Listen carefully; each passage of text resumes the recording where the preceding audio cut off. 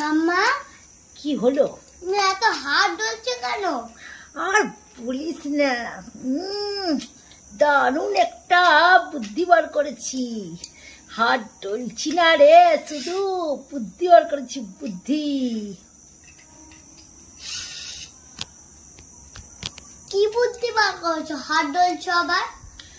আরে আমি শুনেছি লোকের মুখে, লোকে বলে নাকি হাত চুলকালে টাকাই টাকা, বুঝলি, টাকাই টাকা।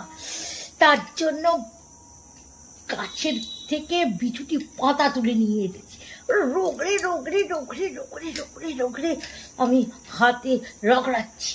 এরপরে আচ্ছাই চুলকাবো, চুলকে চুলকে চুলকে টাকা যাবে কোথায় আমার কাছ থেকে? টাকাই টাকা, টাকাই টাকা, বুঝেছিস?